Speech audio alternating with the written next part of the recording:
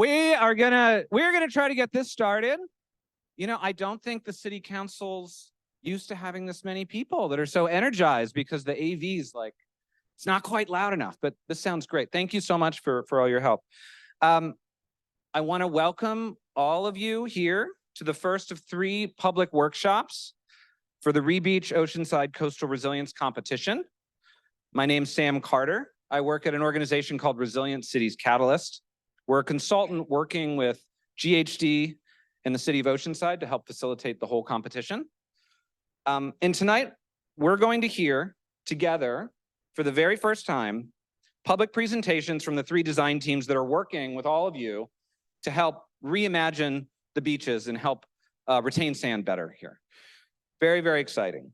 And the 3 teams, Deltaris, Scape, and ICM, they were selected through a highly competitive process that invited the best thinkers and designers from all over the world to come to Oceanside and to solve the ongoing and persistent problem of eroding beaches. This is a kind of process that my team at Resilient Cities Catalyst has used to create great impact in contexts all over the world. For instance, here in the United States, after Superstorm Sandy, we ran a $1 billion design competition called Rebuild by Design. Coastal Louisiana, after the Gulf Coast oil spill and after Hurricanes Katrina, we ran design competitions to help define the Louisiana State Coastal Master Plan. After California's Bay Area passed Measure AA, which was a landmark spending measure that is funding wetland restoration, we ran a design competition to help them program that new source of revenue. So we know this type of a process works, but it only works if everyone in the community comes out and supports and gives your feedback. And that's why this public workshop is so important. And I want to thank all of you for taking time out of your week, away from your families, sometimes with your families, which is wonderful to see, to be here and meet the teams and give this feedback. What's truly exciting and unique about this process in particular that we're doing here in Oceanside is the leadership that I've been able to work with here in the city. This isn't a design competition that's going to produce abstract renderings, that's going to just kind of make some pretty pictures and then people will point at and be like, oh, maybe one day we'll do that. The city's actually committed to taking the winning team and the winning design that comes through this process and implementing it and working through all the necessary permitting and regulatory and cost hurdles to actually get it done, because the city really recognizes the unique opportunity that we have today and through this process, and they know that action needs to happen because there's been a lot of waiting here. So it's really exciting.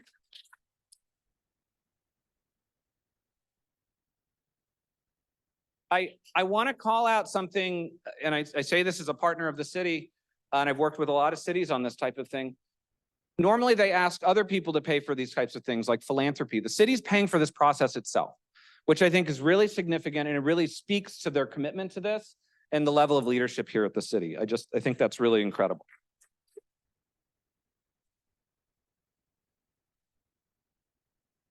So what we're starting here tonight is going to have a significant impact on your lives. It's going to have an impact on your children's lives and their children's lives. And this is going to have a very meaningfully and bold impact for the city of Oceanside for generations to come. It's very exciting to have you all here. We are all stewards of the beach. Tonight, we need to work together to help make these projects as good as possible. This is a 3-phase design competition. This is the first design round. You're going to see conceptual designs from the teams. These are very early ideas. And the goal of this meeting is not for you to pick a favorite team or pick a favorite project. I want all of you to help all 3 teams get better because they all can improve. There's good ideas out there, but they want all of your feedback. So there's lots of different ways you can give feedback. You can talk directly to the teams. There's an online form if you go to rebeach.org. There's paper forms if you're able to get one that you can fill out and leave with us before you go. We will also send out a link if you registered for this event to the online form after the event so you can fill it out when you get home.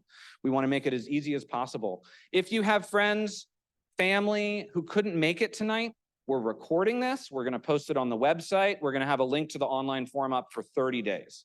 So we want to collect as much feedback as possible to support all of these teams. I mentioned the incredible leadership from the city. We have city leaders here right now, and I just want to call out some of them.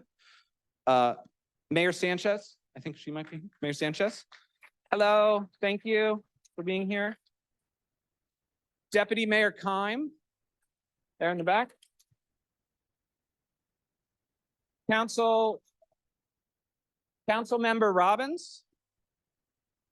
He had to leave early. Oh, that's fine. That's fine. Councilmember Weiss, I saw him earlier. You had a good run. You good? Saw you here earlier. And we have City Manager Jonathan Borrego. Thank you so much for being here and for all your support. In addition to the city leadership and the council members and the mayor and the deputy mayor, incredible dedicated staff across the city, across city departments. We actually set up a city team with designated people from every corner of the government that are going to be involved in implementing this project. They've committed their time to advising the teams on an ongoing basis. I want to thank them for their leadership. City team members, could you raise your hand? I know we have folks from planning, from the lifeguards, public safety, the council's office. Thank you guys all. Communications, thank you guys all so much for your help. And we have jurors. If you've been on our website, if you've read some of the press announcements, we have this incredible group of jurors. These are the leaders in their field, international experts, California experts, former heads of the California Coastal Commission, the former chief scientists of the California Coastal Commission. They're reviewing all these designs. They're meeting with the teams. They're advising them through the process. Do we have any juror members here? Raise your hand. Thank you guys so much. We have regional representatives as part of the jury pool. Very important. This is a project that could have impacts for regional neighbors, and we want to make sure that we do it right, and we're supportive of those conversations. So thank you very much. And in particular, I want to call out Jamie Timberlake. Everyone give Jamie a round of applause.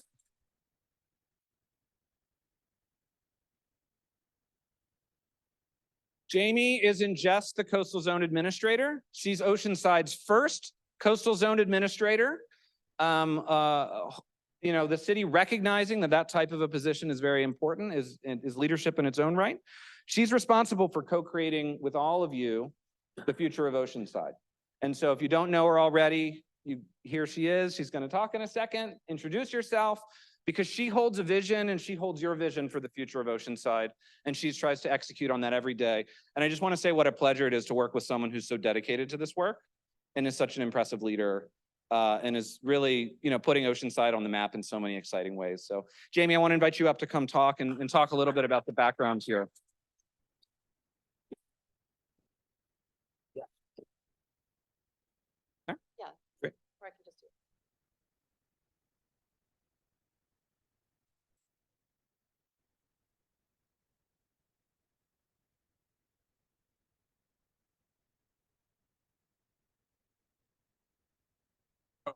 There we go. All right. How about now? Okay. All right. Thank you, Sam. That was a blushing introduction. So thank you all for coming out tonight on a weeknight to bring us tangible solutions to our coastline. As you well know, our beaches south of the pier are in dire condition, and the sand is disappearing mostly due to sediment blockage from the harbor complex to the north, but also due to a lack of sediment in the overall system. And this is an important concept to understand as you go through tonight and listen to the different designs that are being brought forth. We have a tough time also holding on to our sand, despite our annual beach nourishment efforts. And this is due to there being no natural or unnatural structures that can retain sand south of the pier along our very straight coastline. So some of these coastal management problems are unique to Oceanside, but many other communities around the world are affected by similar stressors. Let's see. There we go. Okay. So tonight we are here to listen to 3 international design teams that are going to share with us their vision and process for finding a fix to Oceanside's coastal erosion issues. Their process and concepts are based on implemented projects in their own communities. Of the numerous proposals that we received from consultants across the globe, These design teams won out for their innovative ideas, their professional standing, connection, and responsiveness to the communities that they work in, and the success that they've had in applying these concepts to achieve real solutions. I think that's a really important concept to understand, that these design teams have tested these solutions in their own areas. Oops. There you go. So as Sam just mentioned, this is the first of 3 public workshops. The first workshop will reveal early concepts and approaches to determining options for the erosion fix that works best for our community and for our region. The second workshop will take place in mid-October, while we receive comments from tonight's meeting integrated into refined approaches. And the final public workshop in December will showcase defined design concepts, where the details on the look and feel of the amenities in the designs will be something that you'll need to pay attention to. If you registered at the front or on rebeach.org, you will get invites for all future activities. So please make sure to sign up. It's also where you can provide your comments on the different designs that you're seeing tonight. So in this first workshop, you'll be seeing high-level concepts that could be considered on our coast. You may see these concepts being located in specific geographic locations, but please note that the siting of these design concepts is still to be determined. These are also pilot concepts, meaning that these are early ideas that may become designs that can be tried out in a smaller area on the coast first, and then scaled up to bring more benefits to a bigger geographic region. It's important not to get hung up on location and size today or with one specific team, as this is still very early in the design process. So this whole competition is very new for the city. It's new for me. And while we are standing here in City Hall and council chambers, I'm hoping that this won't be just like a city council meeting, and that, see, there you go. And first, we're going to hear these formal presentations from the design teams. But following the presentations, we've created a couple ways for you to be able to provide your comments. And most of them are with direct feedback to the design teams that are here today representing their vision. After the presentations, please go visit with the representatives from each of these teams, talk with them and share your ideas. They have display boards and they can talk you through their process. They want to know what you are thinking and who the project is serving. This is one of the biggest questions that we've had from the design teams thus far, is who is this project serving? Who is Oceanside? The QR codes that are displayed around the hallways and council chambers, these will provide you with the online survey form, and where you'll see specific questions about each of the 3 design teams. You can fill out a survey on your smartphone. It takes about 5 minutes. You can also fill out surveys on the design competition webpage, which is called rebeach.org. There it is. And that will be open for the next 30 days. So please circulate this information to your friends who are not able to make it here tonight. And then we also have printed out forms that you can fill out today and drop in our box here. So to reiterate, the goal tonight is not to choose a favorite team or a project, but to provide guidance to all 3 of the teams. We want our decision in December to be really hard.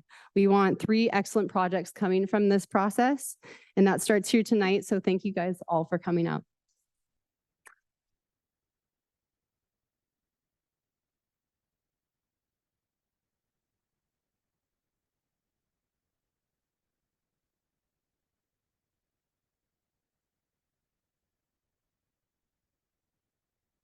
There we go. So we're going to get started with the Deltaris team, which did you notice on the slide we called you the Dutch team? Yes. Is that offensive? Because you live in California or you live in Portland. No, we're The Dutch team. But let me talk a little bit about format so everyone understands what's going to happen. Each team has 20 minutes to present what they're thinking. But we're not doing open Q&A. We want to create a space where you guys can interact and talk directly with the teams. So we mentioned all the survey stuff. The teams are going to be back at their board following the presentation. If you have a strong opinion, go tell them, go talk to them, go, point at their map and say, what about this? Think about this. Because we really want to make this an opportunity for you to connect with the teams and talk with them. So there's not going to be open Q&A. We're not going to have people queuing up and doing microphones. We want you to talk directly with the teams and keep the conversation going. So we'll keep things going, you know, so you guys can keep talking after this. But with that, I'll turn it over. I know how to do this. Oh. Watch that. Oh. Oh. Yeah. Hey, everybody. Can you hear me okay? Thank you so much. We're so thankful for the opportunity to be with you all today. And we're eager to hear what you think about our initial ideas. I've already spoken to a lot of you and connected with you about where you live and what you've experienced. And it's already informed what we want to create for you. So our team, Deltaris, MVRDV, we're Dutch firms with deep roots in creative and technically robust designs for resilience.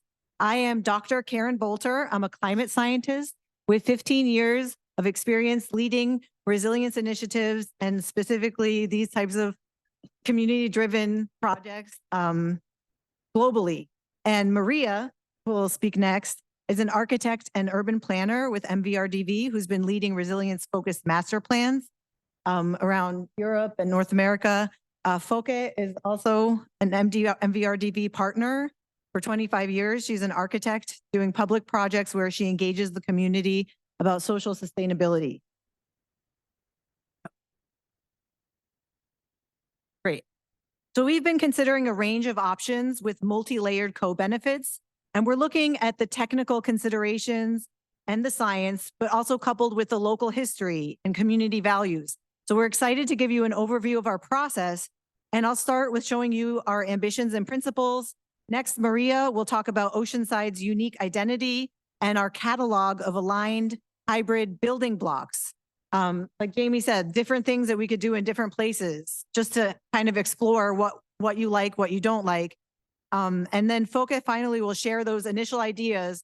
We chose 3 sites. We chose 3 specific projects. But as you can see out in the hallway, we also had a bunch of 3D printed building blocks because we want you to play with these different sites or tell us to go further south towards South O. So we heard that feedback and we're going to readjust when we come back for the next round based on what you tell us. So please come to our tables and play with the blocks so we can get more understanding.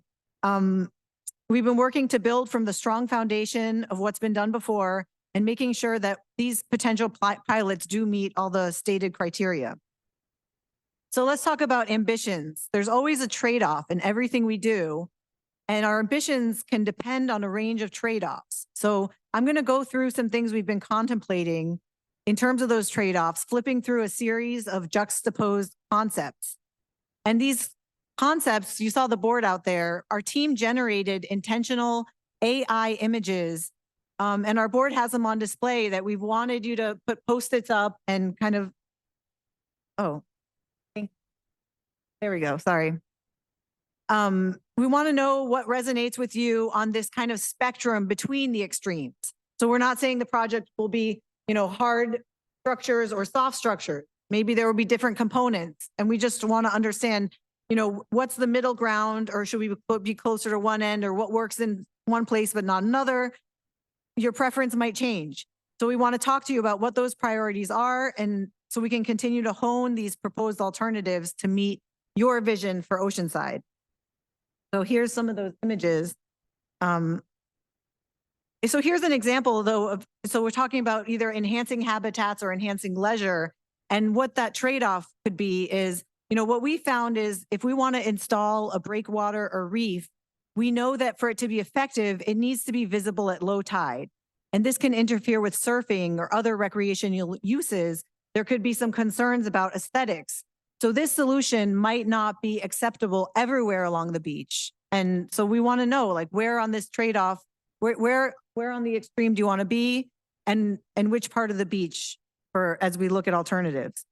Hard structures on the coast, they increase the level of protection pretty reliably, but there can be many unintended consequences. So, so do we want our solution to be somewhere on the spectrum, closer to living with water, where these natural solutions, you have benefits that accumulate over time? How much should we try to resist water? rather than finding ways to live with it? Do we want our pilot to be more flexible, have more flexible parts, or more rigid ones? Are we looking to stimulate a range of intensive activities or stick to the current recreational uses? Do we want the solution to be more nature-based or more highly managed? Low-key or high-end technology? We will focus on the coast, but we want to connect to opportunities and connect to inland and find some more benefits there. We want it to be community-driven, but also nature-driven. How much of the pilot's functions will be above or below water? Which parts will be more oriented towards nature or the community? With minimum or maximum interventions? How bold and iconic do we want it to be? Or should we go more towards natural and green? Do we try to harness energy from the waves, or do we passively dissipate the wave energy? And we've already gotten some feedback. A lot of people don't like the wind turbines. So we're hearing what kind of renewable energy from the ocean you guys would prefer. So we'll hope you'll come talk to us more about where you see these red lines on the spectrum of balancing these trade-offs and what different conditions and measures are acceptable to you. So now I'll talk about our values. All of our alternatives have been developed with 6 values in mind. So I'm going to go through those 6, and we've paired each with an example of a real coastal installation somewhere in the world. It's labeled, so we hope these images will also inspire you as we collaborate tonight in refining this shared vision for the pilot project. So the first principle is multifunctional. You can see in our designs, when FOCA goes through them, they are focusing on co-benefits and addressing multiple challenges at once with a lot of diverse opportunities, different types of users and uses, and sharing costs by accessing different funding sources. So this example is were some floating islands with gardens on them that were developed in Germany. Another principle is sustainable. Like I mentioned with the renewable energy, we want to develop nature-based and hybrid solutions that embrace natural coastal processes and have a minimal carbon footprint. We want it to be innovative, learning from the past and building on the local identity while also integrating new technologies. This is a big one, having it be adaptable. We want flexible solutions that are part of a larger strategy and that's phased over time, things that can be scaled up and part of this regional strategy, right? It can be applied everywhere. It's a growing need given uncertainty. So adaptive management and scenario planning have gotten really popular in the resilience community because of all of this uncertainty.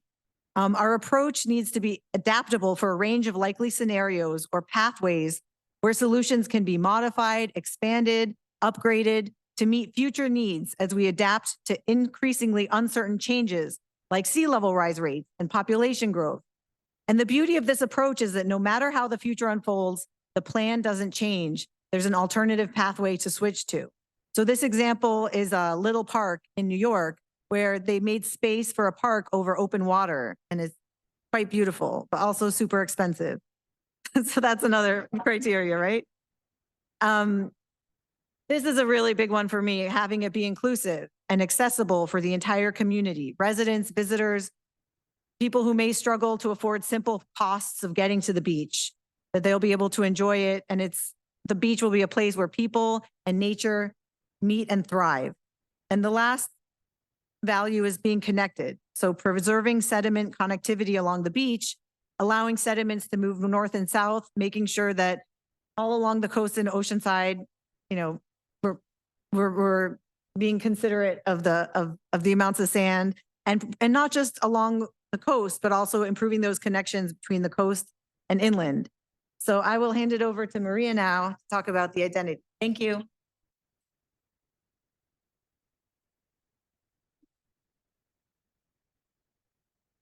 Hi, so to continue, in order to bring forward solutions for the coastline, we need to understand the identity of Oceanside in the context of the whole coast of California. And in the following chapter, what we're going to do is we're going to explore and understand, an understanding of the city. So for us, Oceanside is is the beach, of course. It's always and has been, the beach has always been part of the historic heritage of the city through time and is still a defining characteristic of Oceanside. Then at the same time, we see that there are diverse coastline along the city that brings different experiences that also attract different interests, from surfing, tourism to place for the community as well. And at the same time, while the city's identity is defined by the coast, it's also a multifunctional environment with attractions like markets and international film festivals and other events that they can be quite interesting for the city to explore further. The Oceanside coast is also part of a natural biosphere of the green and blue system that characterize the city's nature and coast. But we see that the beach is gradually eroding and the coast of the city is changing through time. So how can we safeguard the identity of Oceanside under these conditions? In order to do that, we need to understand Oceanside as a part of a bigger system of shorelines, standing between two major cities, LA and San Diego. What is the position of Oceanside within this coast? We see here an opportunity of creating a diverse system of localities, a chain of pearls, as we like to call it, along the coast, in order to give to Oceanside and other communities the opportunity to take a unique stand and bring their identity forward within the coastline. But what could be the identity of Oceanside? Looking into the condition of the city that we saw before, we recognize three possible scenarios. The green-blue dream, a restoration proposal with a focus to give space to nature and biodiverse habitats. The leisure paradise, with maximum space for program and activities, focusing on human leisure, and a productive waterfront where the coast becomes a productive landscape with a focus on restoring the circular systems. While we do not believe that this is an either-or situation, testing these extreme scenarios and identities in the city could help us define a proposal for the future of the city and the coast. And in order to do those, we having all this in mind, we chose 3 different sites, you see here, to test the different scenarios. As it was mentioned before, this is not a final proposal or a final idea of where these scenarios could be tested, but we more of a testing ground and a starting point to further elaborate on our scenario. And now, Folke will explain further how this will work. Thank you. Yeah, so all the knowledge is there within the teams, within the world, I would say. So basically anything is possible. But it will have a price, it will have a time path, but it can be done. But the true key to success, though, is really to know what needs to be done. What is the goal here? What does Oceanside want as a city, as a regional player, as a pearl in the chain, as we just explored? And what is most important, of course, all you here. And so what do you want as the near future for Oceanside? And in order to set those goals and ambitions, we need to make some choices. So set priorities in the various perspectives to tackle the disappearance of the beach, which basically is, of course, the origin of your identity.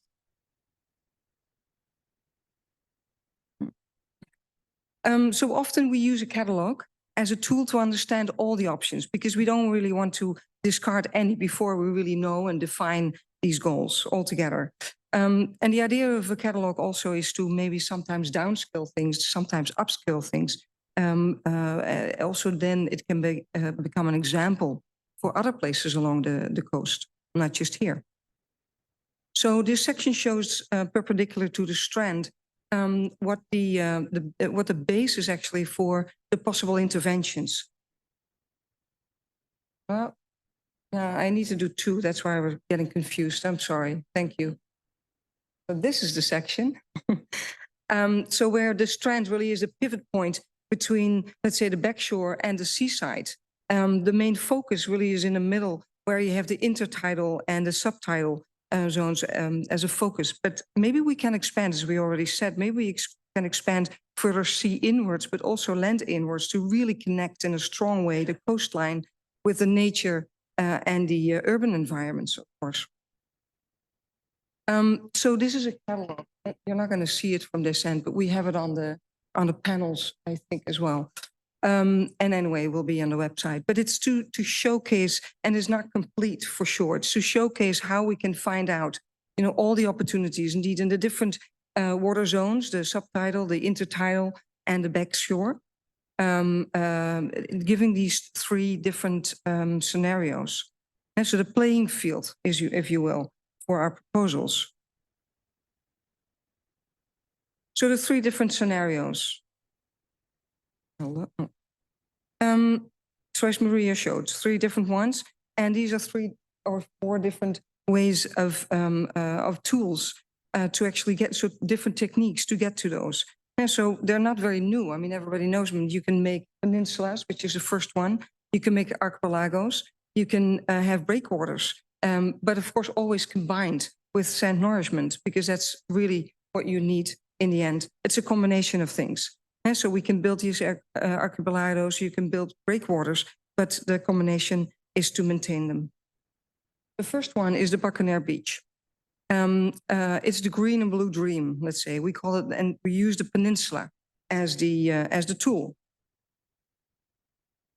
Of course, you know these images way better than I do, but I only explored them, I say, yesterday. But there's a true, a true value to see indeed what's there already. So it's called Buccaneer Beach, but where's the beach? It disappeared. Pretty apparent. But maybe the opportunity is in the fact that actually the creek comes from the backside. And so there you can actually connect salty and freshwater. What can it bring? And maybe we can use a little bit of the hard surface right there, the parking lot, for instance, in a way better, in a better way. So we propose to use the peninsula as the tool, the technical tool. So you build a hard edge and retain sand and enlarge the beach in that way. And then we can start to choose from the catalog. Make a forest, make wetlands on the back end, make intertidal, for instance, tidal pools. And we also use the seaside.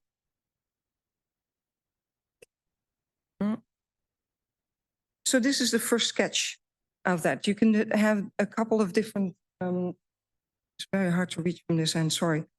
So in the backside, you can have more connection with this creek area that you already are exploring, wetland zones, etc. Sorry, yeah. We can have a forest enlarged. We can have, which is the number 2. The number 3 would have, for instance, tidal pools, and number 4 can have different tidal terraces. While of course at the front, at the north end, you will have the enlarged beach, as you can see here. And at the same time, it's really restoring ecosystems and biodiversity. And if we zoom in a little bit more,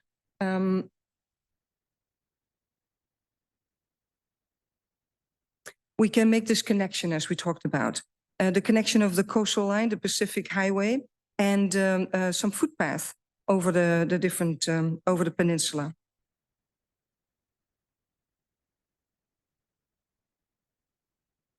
As we said, we envision tidal pools in different ways. We envision to have wetlands and forests in this particular location. But as said, can be combined, of course, in different. The second proposal is the Tyson Avenue for a leisure offshore breakwater. On this particular spot, we already found a beautiful small park and of course the public beach. So seen from the pier, actually, this is actually where the beach starts to disappear. So we thought that was a very good point to pick out from a beach, a halfway beach and a non-beach. That's the third scenario. And again, here we see what we can do in the different zones, the backshore, the intertidal and the subtidal. But here we actually built a breakwater. So it's a combination of aggregate and concrete blocks.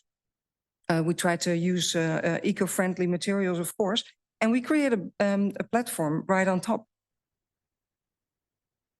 But we can think of way more.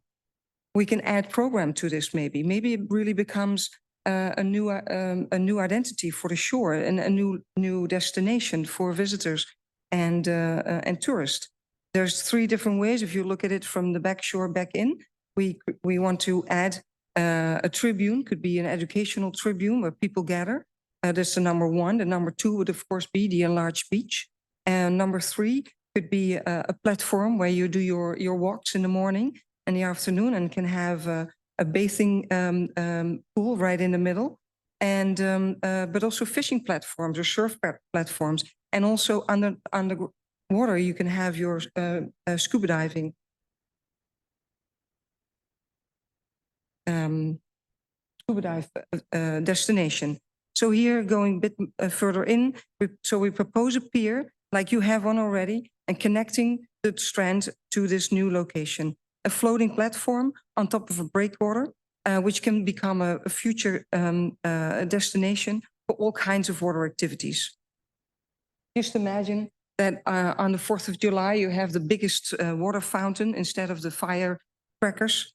Or maybe it's a concert for a festival on the water instead of on the shore. So also here, multifunctional water breakwaters, the intertidal exploration, a new promenade. The recreational platforms can look like this. And then the third scenario, Wisconsin Avenue, the productive archipelago, as we call it.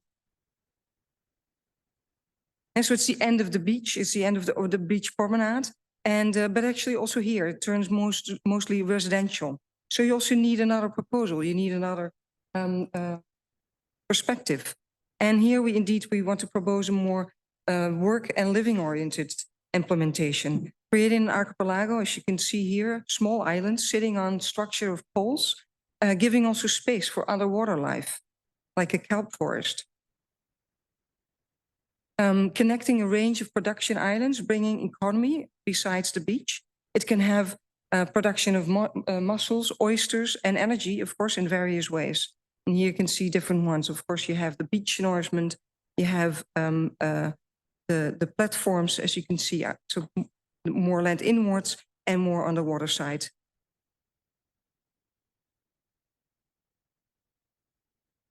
Zooming in a little bit more. And the production field can actually become a beautiful feature in itself. It can be repeated along the coast. It can shape a pattern. It can be almost a water tattoo if you want. Looking at these examples in other countries that are already working and actually combining these more, let's say, brutal devices for energy production with something which is really beautiful, like the natural life and the comfort. So yeah, what are next steps? As we said, we're really at the start of this whole thing. So, and we're definitely not there yet. So one thing we want to do, and we just started off with this, is to see how we can evaluate. And of course, over various reasons. So the physical, what does it do for the sand nourishment? Of course, what does it do for environmental impact? What is the social impact? What is the regional impact? And what is how are the finances? Very important. So thank you very much for being part of this pilot project. Thank you. We're really honored to be here as a selection. Just one minute.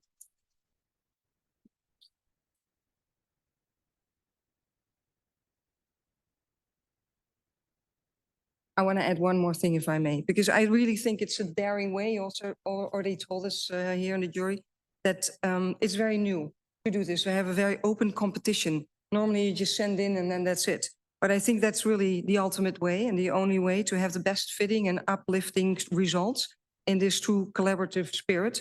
So I really want to congratulate the city and the organization for such a really beautiful process. And we're really looking forward to the next steps. Thank you.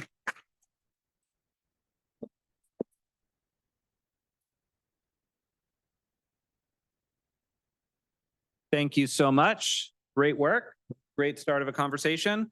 Again, when you fill out the form that's online, or if you have one of the paper ballots, you can see we've interspersed their slides into the form so that you can react directly to some of the things that you just saw. And they really do want to understand which direction they should go because they're at the very beginning of this. So please do give that feedback. I want to ask the Scape team to come up. Are you guys both done? Yeah. Everyone welcome Sierra from Scape, Landscape Architecture. Can I get the slide? Hopefully I can get this to go. We're just gonna test it. Yes, it's working here.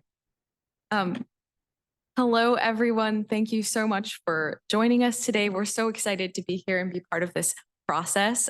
It's been really interesting and engaging so far, and we're looking forward to the next 2 rounds as well. My name is Sierra Drewley. I'm here with the team from Scape Landscape Architecture. I'm based out of our San Francisco office, and we also have an office in New York. I'm joined today by my colleague Jenna Morgus, who's also with the Scape team, and James Jackson, who's on our partner team ESA, who are the expert shoreline engineers, really well-versed in nature-based shoreline engineering solutions. Scape, of course, our focus is on landscape architecture with a lot of work on shorelines, ecologically rooted and community-rooted projects that connect people with place. And that's sort of our jumping off point for entering into this design process here. So without further ado, I'm going to dive right in. So talking about Oceanside as a community that is fundamentally shaped by the shore, as soon as we kicked off this project and came down to visit and walk around in July, it was very evident that Oceanside's identity is totally tied to the shoreline. And the uses of that shoreline as a civic space, as a free or low cost way for families to come together, to recreate, to enjoy in a time where things seem to be more and more expensive. It's a space that's super accessible and open to so many different folks and bringing people in connection to nature. And we read that right away as such a huge heart of the community. And all the uses associated with the beach, including, you know, the robust surfing culture and the use of the shoreline in that way, and all of the surfing competitions that have been held here across the years as a internationally recognized destination. And a huge piece of all of those activities that we see as so core to what Oceanside is a wide sandy beach. That as a fundamental piece of the puzzle, we recognize and see the importance of that. But as you all are very well aware, that wide sandy beach that has been characteristic of Oceanside for the past century is at risk and has been going away. And that process has already started. And that's why we sort of titled our project Living with a Changing Beach, because we know you all have been living with a changing beach. And the near and long-term outlook tells us that things are going to continue to change. The risks that have impacted and contributed to beach erosion, we know a lot of them are going to continue. So a narrow and eroding beach is the challenge that we're facing today. Looking here at some images at the end of Wisconsin here, where there is no beach, but just revetment, and the various dredging efforts and sand nourishment efforts that have been done to address this problem. But we know that beach nourishment alone, as is done annually, as Jamie mentioned, is not a viable solution. It can't be the only solution, because clearly, as we've seen, you know, the sand that gets placed, it doesn't stick around. So there needs to be some other action. We know the, you know, vast number of solutions over the past decades that have been studied and modeled and put forward and have not been able to be implemented for a variety of reasons, economic, political, or otherwise. And these larger infrastructure engineering proposals that still remain viable solutions in some regard haven't been able to move forward. So our team wanted to take a different approach. You know, things like increasing storm intensity, severity, and frequency, in addition to sea level rise. These are things that that we know are just going to sort of continue to build. We're living in it now, but we've been able to see through archival research and conversations with folks in the city that, the conditions that we see today aren't totally new either. The photo here from 1980 with the strand right up against the water's edge, of course. And looking at sea level rise, as we know, things are continuing in this direction. So we need to think a little bit differently about the solution. And in order to look forward, we kind of wanted to take a really big leap back and look at the history, the geological history of the shoreline here at Oceanside, as it's part of a larger system of Southern California beaches, but has pretty unique characteristics, being very straight and lacking some of the protections, natural bluffs, and offshore reefs that some nearby communities have. And so historically, going all the way back 20,000 years to the late Pleistocene era, when the coastline was extremely dramatic, rocky cliffs, moving forward thousands of years into the early Holocene, where still the shoreline remained extremely rocky, large boulders, offshore kelp forests started to proliferate. And then in the middle Holocene, as El Nino impacts started to increase, the shoreline remained very narrow. So again, we're seeing like this deep look into time and recognizing that that wide sandy beach is a relatively new condition, geologically speaking. It's only when you get to the late Holocene era, which is the era we're still in, starting about 5,000 years ago, that El Nino impacts start to increase, erosion impacts increase. And so all of these natural sediment sources start to flood Oceanside's beach with sand, with sediment that starts to bury some of that rockier material and create slightly wider shorelines. And then closer to the present, with impacts of development in the late 19th and early 20th centuries, you get influxes of sediment to the beaches from upstream interventions like flood protection infrastructure, the damming of rivers, and construction and agriculture causing more erosion, bringing a lot of influx of sediment into the system all at once. And as Jamie mentioned earlier, the construction of the Oceanside Harbor in its initial construction also generated a lot of sediment straight onto the beaches. So that condition of a wide sandy beach, while is something that we recognize and know is so core to the use and identity of the beach in Oceanside, is also one that isn't necessarily a static historic condition. What we've sort of seen is that the only constant with the shoreline here is that it has been constantly changing. And so we wanted to take this opportunity to think about solutions that could work with that change rather than try to push against it. Strategies that could be a little bit more nimble, mobile, and implementable, that provided more stability for the shore, but recognize that this flux and change of the system is inherent to its nature and isn't going to change anytime soon. We also heard, as part of the project directive, that the strategies we came forward with needed to be feasible, fundable, and removable. The ability to test a project, and if it doesn't work, remove it or tweak it, and be able to implement it economically were all huge directives that we heard, and potential reasons why former proposals weren't able to push through. So as Jamie also mentioned, the sediment supply in the system has been drastically impacted by human development. And those upstream conditions, like the damming of rivers, the construction of the harbor breakwater, are all interventions that mean that the sediment sources that once fed the beaches in our late Holocene era are cut off.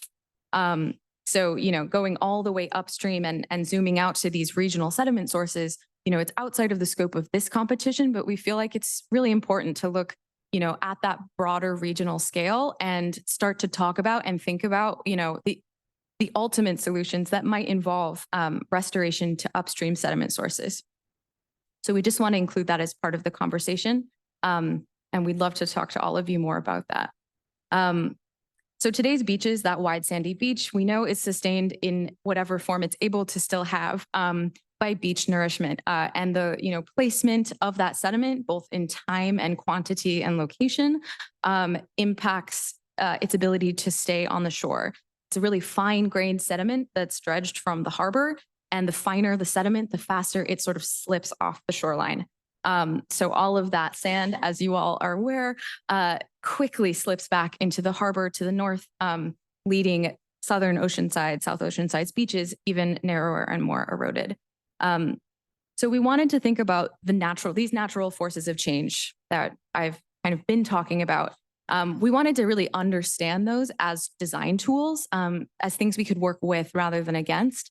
So taking a look at the sort of sediment system and flows that would have existed pre-development of oceanside shorelines, you had lots of sediment inputs to the system, erosion from cliffs and gullies and river mouths, erosions of the bluff and terrace structures, dune systems that helped buffer the beach and retain sediment. And then, of course, the longshore drift, littoral drift, and offshore drift bringing in and out sediment. So those drifts shifting seasonally, both pulling sand away from the coast and bringing it in, depending on the season. And things like lagoon mouths historically would have been periodically closed and open, depending on the season and the direction and amount of sediment flux that year or that season. So again, this idea that shoreline in its nature here is one that shifts and changes and is dynamic. So the human impacts to these sediment flows, when you zoom into the actual beach scale, are largely impacts that cut off those natural sediment sources. So as I mentioned, the hardening of upstream infrastructure, meaning that sediments cut off there, development in Oceanside that was placed below the bluff. In other areas, you might see development kept above the bluff, which provides a little bit more width for the beach profile. Here, we have a condition where the beach profile itself is narrowed due to development that comes underneath the bluff, both cutting off that sediment source and shrinking the available space for beach. So living with a changing beach. Our design proposal really focuses around some key goals.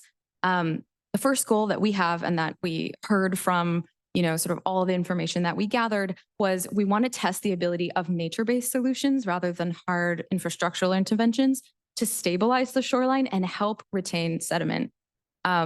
We want to use materials and methods that are inspired by historic conditions both here and in more protected beaches to the north and south.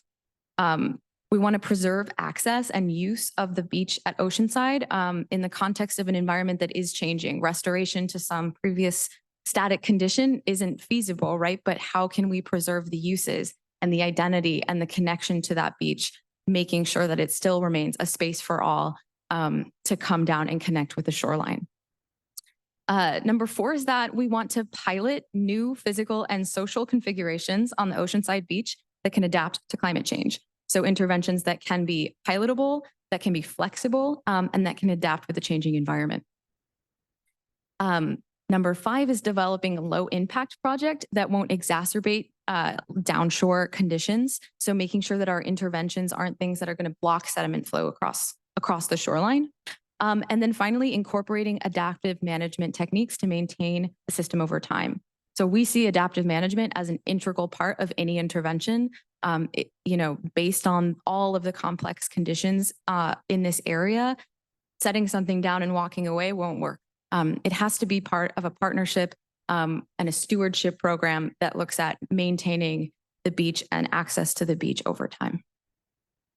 So we see sort of a range of intensities when it comes to potential interventions here in Oceanside, a range that goes from no action at all to all the way to traditional large retention strategies like large groins, things that we've seen elsewhere on the East Coast and on the West Coast, big traditional infrastructure moves. But in the middle of that spectrum include things like beach nourishment and nature-based strategies.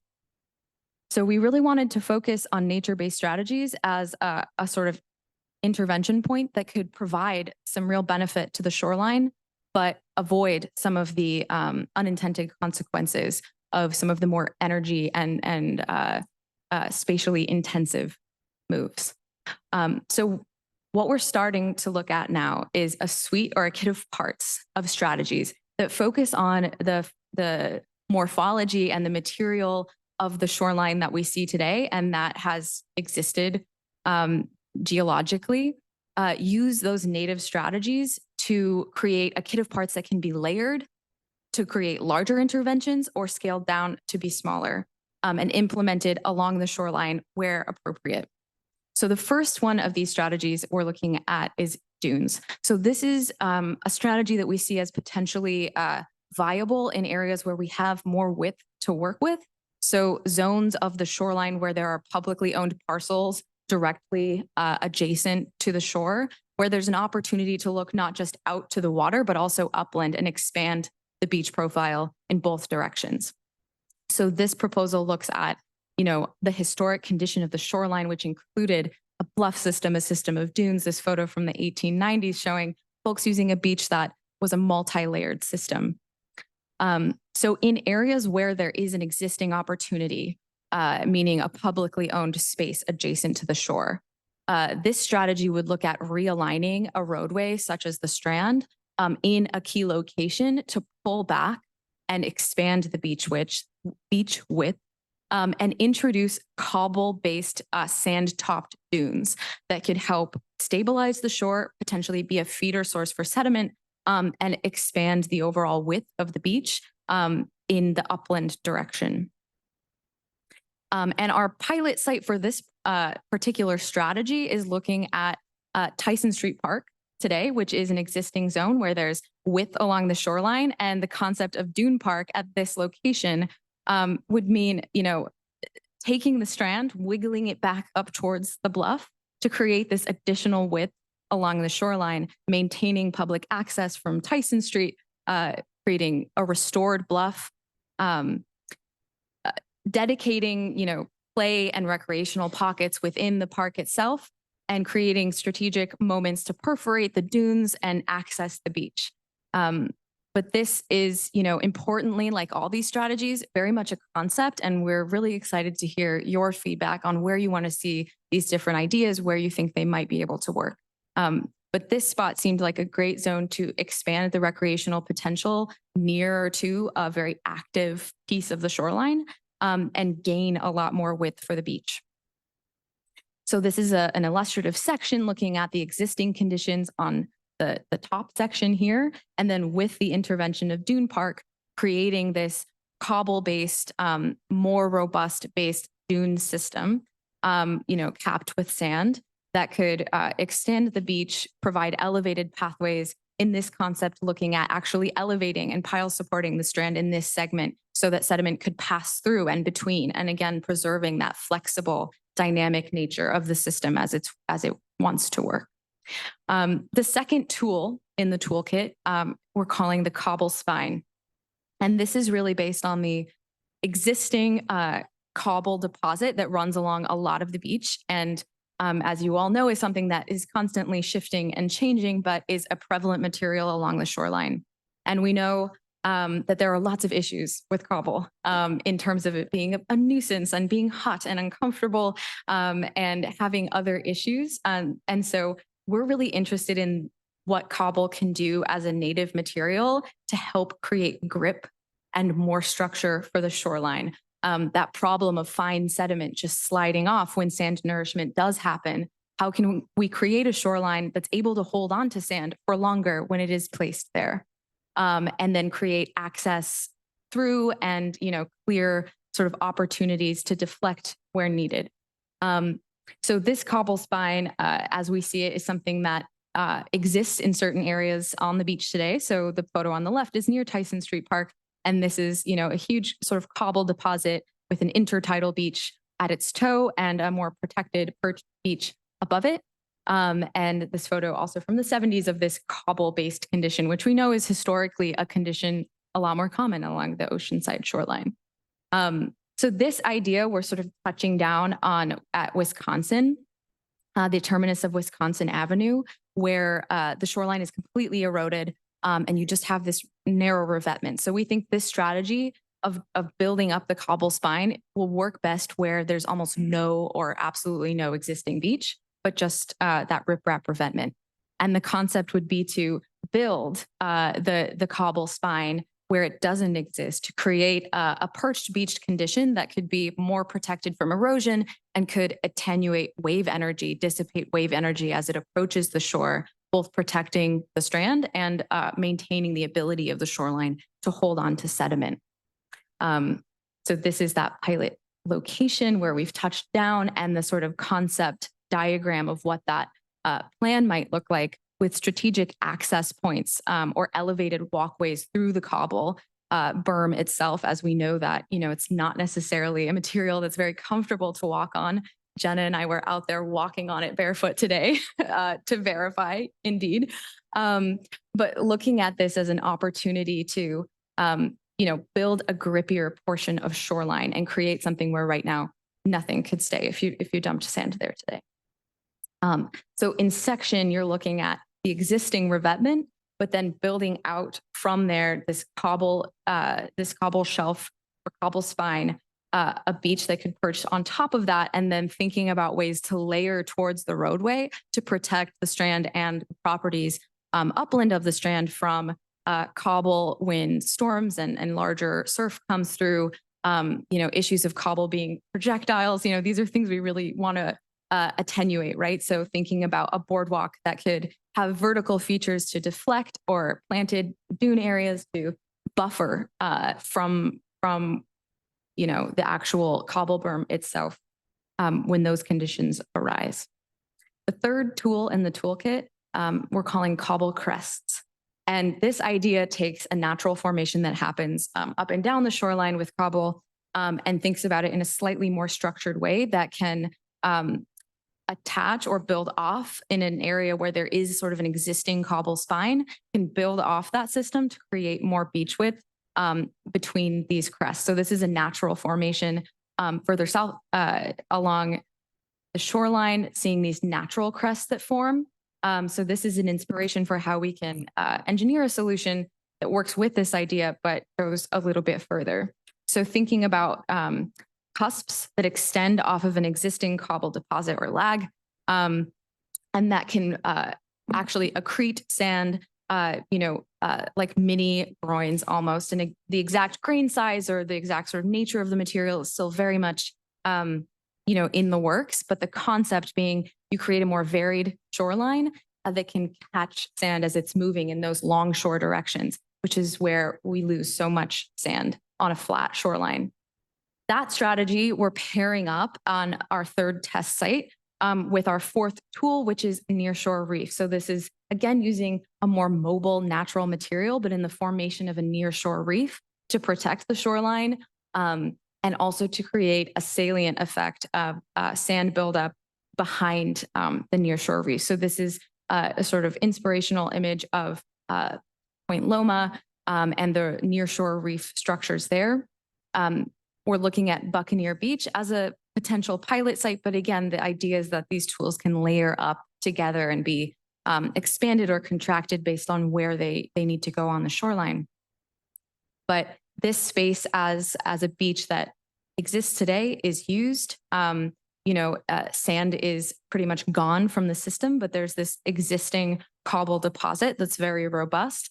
And the question being, how can we use these tools to build off what's already there and encourage sediment retention and buffering?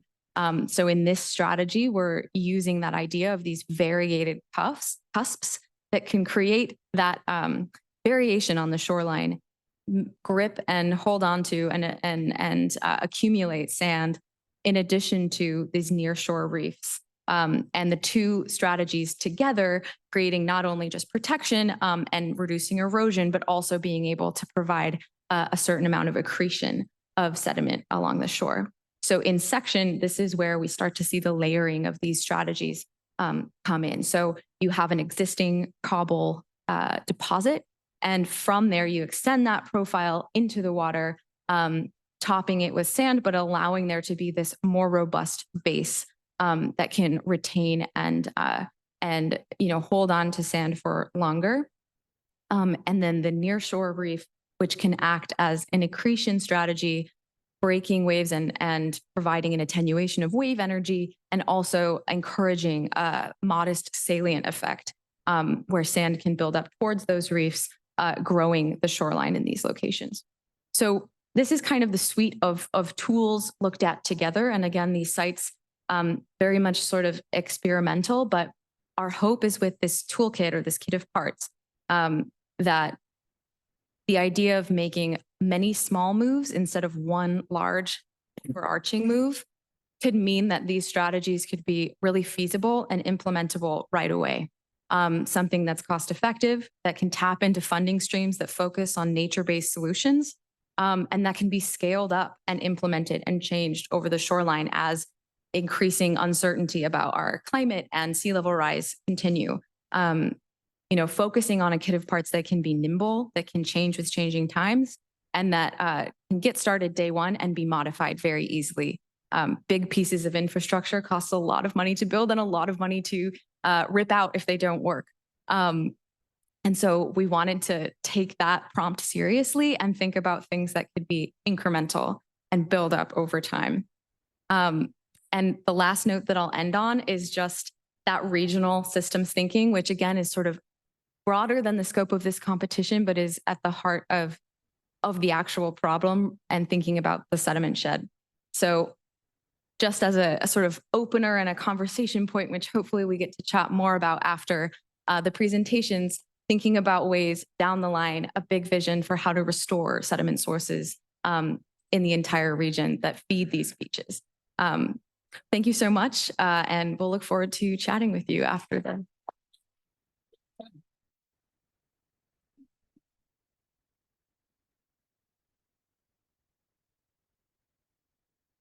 And that's the Scape team. Provocative.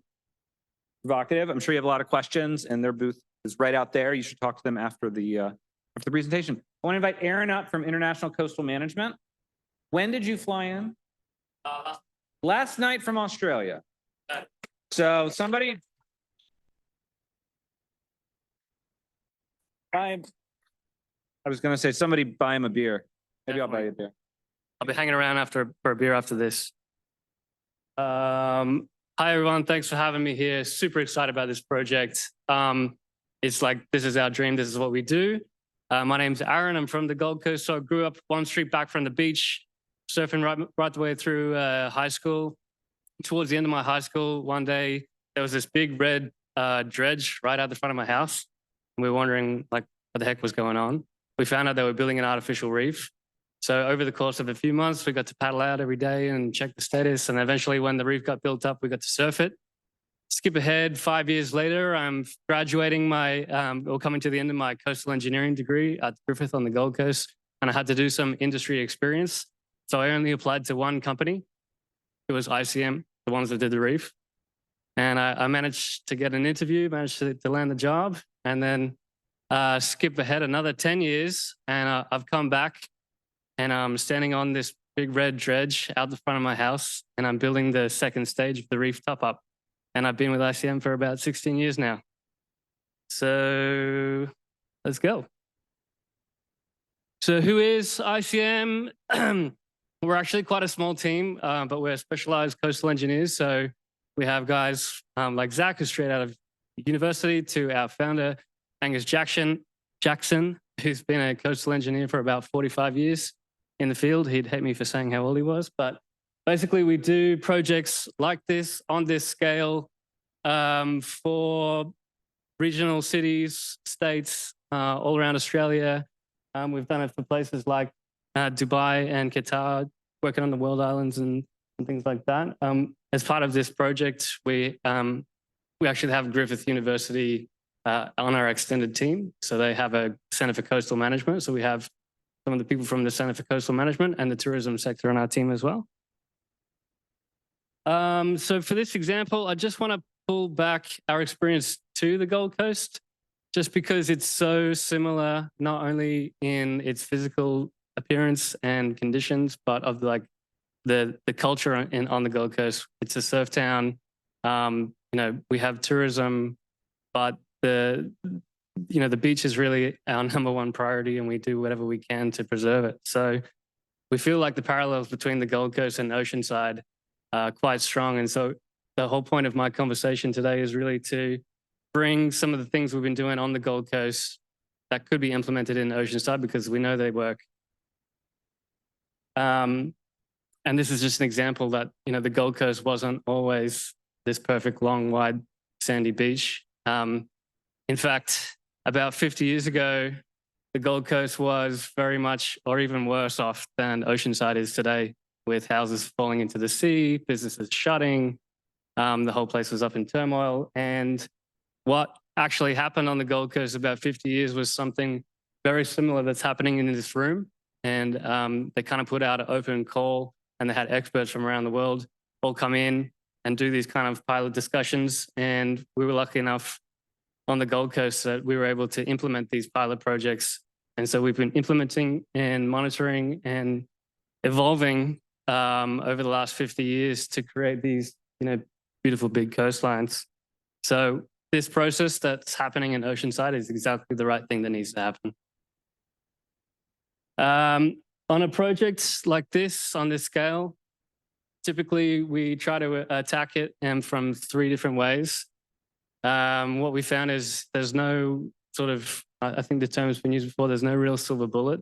You can't just do like one thing, put one structure in the sea. It's not going to fix the problem. You really have to address these 3 targets, one of them being the sediment supply deficiency. So we're looking at that. The other being the top of the beach. That's the dry part where you can put your umbrella.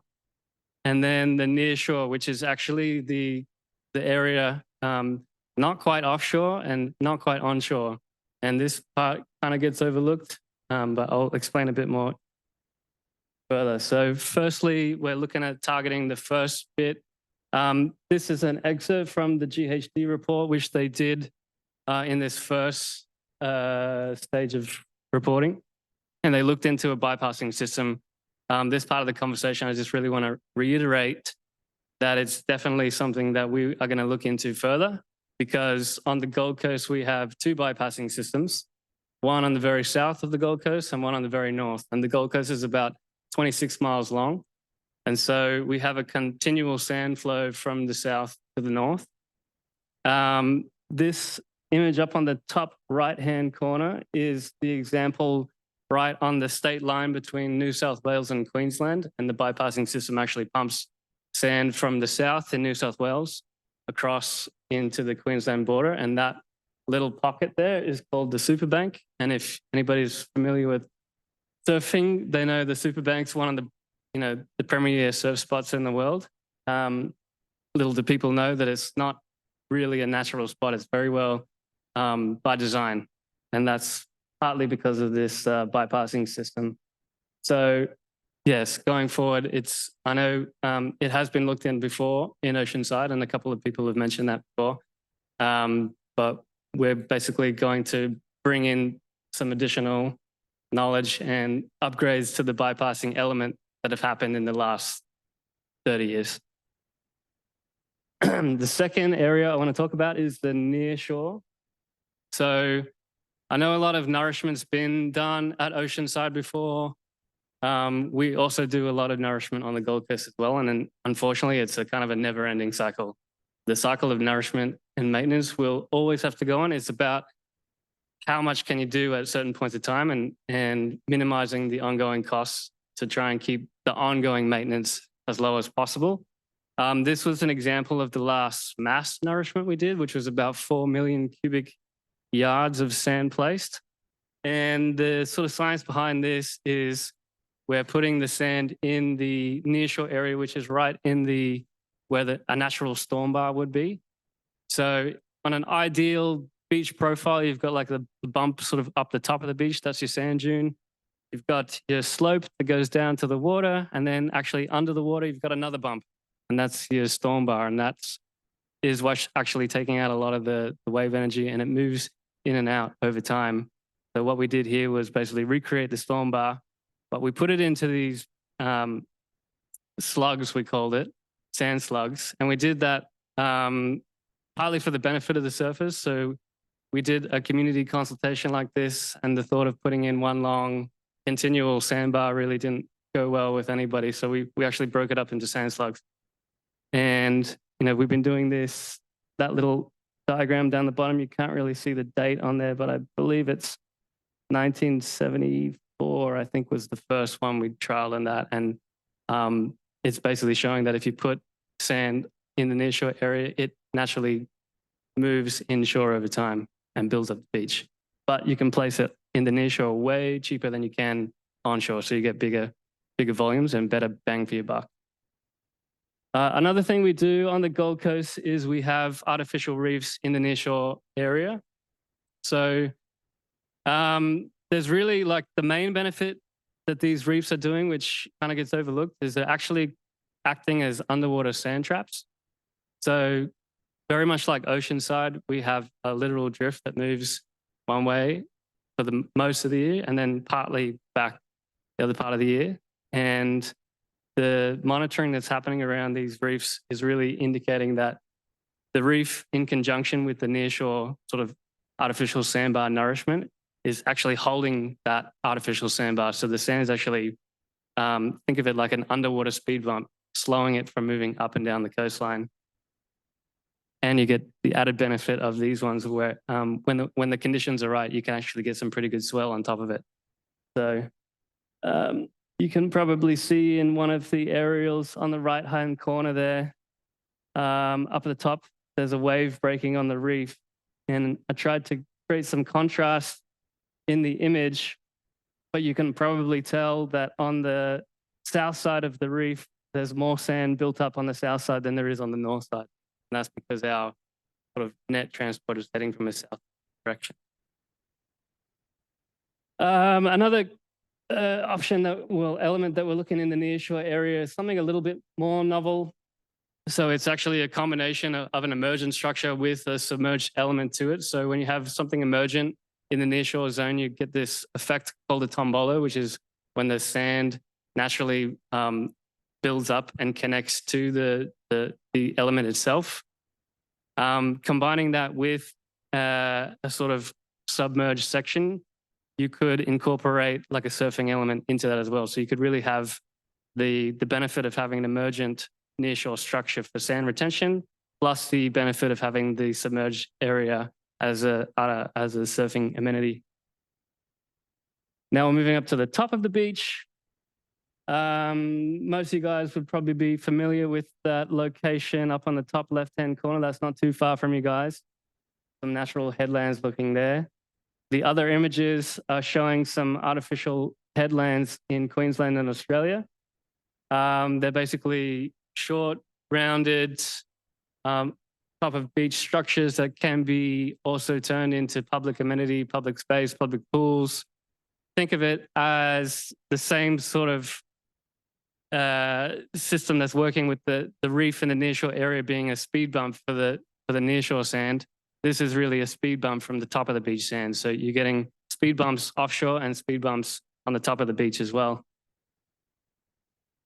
One thing I noticed when I was walking down the beach the other day was that the level of the road is actually quite low relative to ours in Australia. So I got the guys to do up a cross section, and our road level is about 4 feet higher than yours. So one thing we could potentially look at, and we've done this for developments in the Middle East before, where you can actually like build up the beach higher than the existing level. So picture at the moment the road there on the left, and actually build it up, say another 4 or 5 feet, and in the shore end of it, it's basically contained by a wall, stepped wall. Now these look like little sandbags, but they're actually 5-ton bags, and they're basically made for this kind of open shore interaction. And so soft enough that you could walk down on, hard enough that they're going to stay in place during storm events. And that's just one of the kind of concepts we're looking at too as well. And this is one thing that I noticed in Oceanside that is different to our beaches on the Gold Coast is we have this, we have basically a similar sort of road that goes along the beach. But on the top of our beach, we've got designated access points, and that's typically at the road end, and the gaps between the road ends, we have these green spaces, and typically they're some sort of like dune vegetation. But because they're at the top of the beach, the vegetation is actually holding that top of the beach against wind-blown sand, and it kind of helps the whole profile be a little more natural. So taking all those different sort of design elements, we've kind of come up with two different approaches how to put these design elements together. One is we're calling it like a natural look and feel, which is a little bit softer. It's actually what we've been implementing on the Gold Coast to the community of the Gold Coast. Having a natural look was a really important part of this whole thing. So they wanted to keep the shoreline fairly consistent. But just as a second option, we're looking at something a little more novel, maybe creating sort of like a artificially shaped shoreline, but it's actually really good at sand retention, and it has other benefits as well. So this is the conceptual sort of look and feel, and this is on the Gold Coast here. That left-hand corner there, that's actually a headland, and then you can see the outer storm bar in the nearshore area, and then there's a couple of dark sort of patches.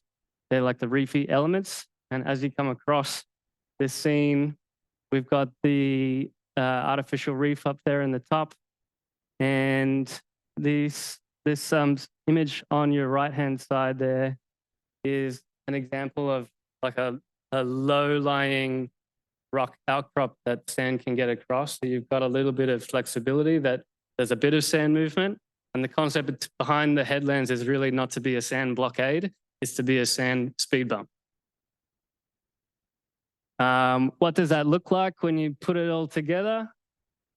Something like the image that's on the potential layout there with the numbers on it. So, you're looking at having a little bit of submerged patches, maybe a couple of headlands in there.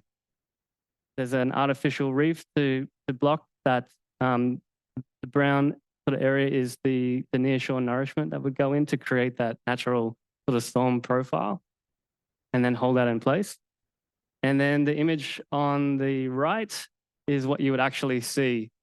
So really you would just be seeing at the end of the day the sort of headland green space to keep that sort of natural, consistent shoreline. And you'll notice the number 4 element on here is actually the pump outlet, which could be integrated into any kind of structure here. This example we're using is the headland, but and that would be part of the bypassing system. Would it be implemented in this pilot project? I'm not sure, but as a long-term solution, it's definitely something to consider. Then we looked at more of a sort of a novel approach. This is the one I was talking about, where you could have like a structure that's partly emergent and partly submerged. So the emergent part of it is acting as a direct breakwater, is stopping any wave movement from coming in. So you've got sand that builds up directly behind it, and that's going to contain that sand, and it basically, the sand builds up and will naturally hold behind this structure, where the bluish sort of element would be submerged. And this is where you could play around a little bit and create a sort of surf amenity. So as waves come in, they would hit the emergent part of it and actually take out the energy, where the rest of the wave would kind of break along the structure, creating a bit of a takeoff spot. Again, we've incorporated the headland concept into this as well, just because, like I said at the beginning, like one sort of element's not going to solve all the issues. It's got to really be a combination of things. And into this approach, we also added in, potentially raising the level of the beach behind the structure, like 4 feet maybe, and then putting in a kind of soft step there with the number 3. So how is it all going to work? These pilot type projects are all about monitoring, and the monitoring really starts now. And I know that there's already quite a lot of work that gets done, and you guys are doing some great stuff with citizen science. And I noticed walking out on the pier the other day, there's a Coast Snap location. I'm not sure if anybody's picked up on that, but yeah, that's from the University of Sydney. And I know Mitch, who came up with that idea. It's really cool. If you get a chance, you should go out on the pier and use it. The more data that goes in, the better informed everybody is, not just me, but all of the design teams. All of this data that goes in is starting to track the shoreline and what's happening. One other thing that we really learned from doing the surf reef in Australia was getting surf data now. So because when you go forward, then you know what to compare it to. And I know everybody's probably got their own data in their head of when the surf is good and when the best places are. But when you get data starting recording collectively, that's when we'll have a really good example. So here's an example up on the image, the Google image with some little squiggly lines. That's actually from surfers with GPS tracking watches on. So there could potentially be like a pre-pilot monitoring program where, you know, a whole bunch of people have these little GPS watches and we all go out and we all surf and we start to track, and all of that data that comes in really leads to, you know, the process of looking forward and saying, is this reef creating better surf, worse surf? So we know after the pilot project, like how to develop, how to move forward. Another consideration for this pilot project, which is kind of shown in the two little images on the bottom there, would be attacking this like one section at a time,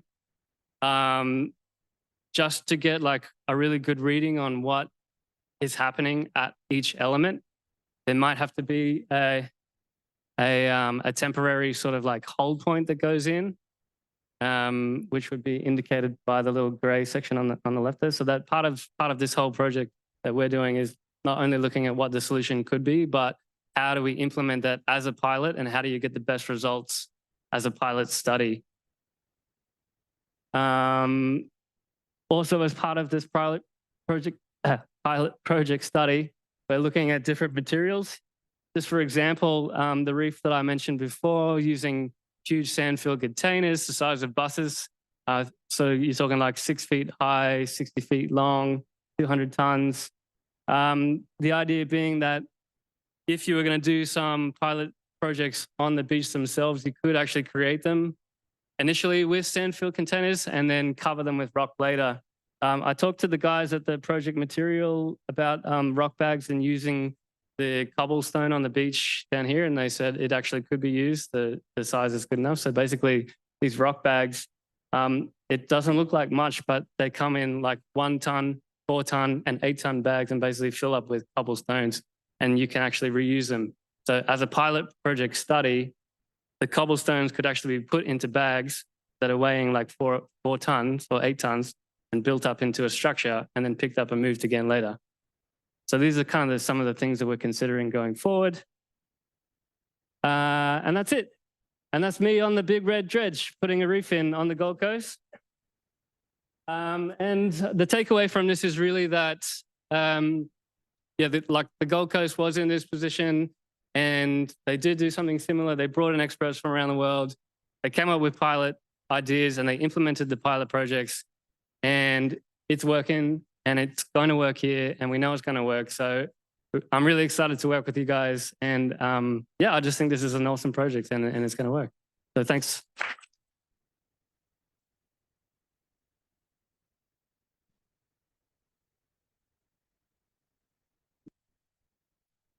It's really cool, right? What other people have done around the world, what kind of ideas just in 8 short weeks these teams have already come up with. I want everyone to thank the teams that came here to share their perspectives one more time.